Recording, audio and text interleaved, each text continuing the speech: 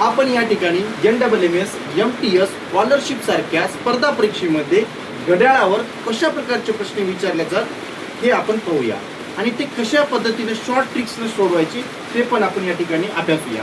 तर विद्यार्थी मित्रांनो, प्रश्न आहे, घड्याळात 4:40 झाले तर घड्याळाच्या काट्यामध्ये किती अंशाचा कोन तयार होईल. प्रश्न पुन्हा एकदा ऐका विद्यार्थी मित्रांनो, घड्याळात 4:40 झाले तर घड्याळाच्या काट्यामध्ये किती अंशाचा कोन तयार होईल.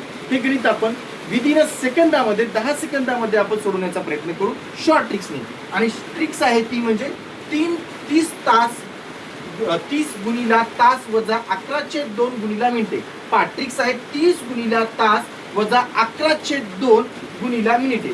तर विद्यार्थी मित्रांनो सांगा मला, या ठिकाणी 30 ॲज इट इज घ्यायचा आहे आपल्याला, तो कॉन्स्टंट नंबर असल्यामुळे तास किती आहे तिथं 4 तास, मग गुणिला 4 तास करा मायनस 11/2 ॲज इट इज गुणिला मिनिटे किती आहेत या ठिकाणी 40. तर इथं त्या किमती 40 टाकून द्या, म्हणजे सर्व किमती या सूत्रामध्ये टाकून द्या.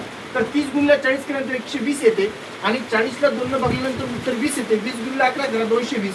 220 मधून 120 मायनस करा, उत्तर येईल -100. पण अंश हा कधीच मायनस नसतो विद्यार्थी मित्रांनो, म्हणजेच आपल्याला घ्यावं लागेल 100, म्हणजेच ऑप्शन नंबर 2 म्हणजेच बी. धन्यवाद.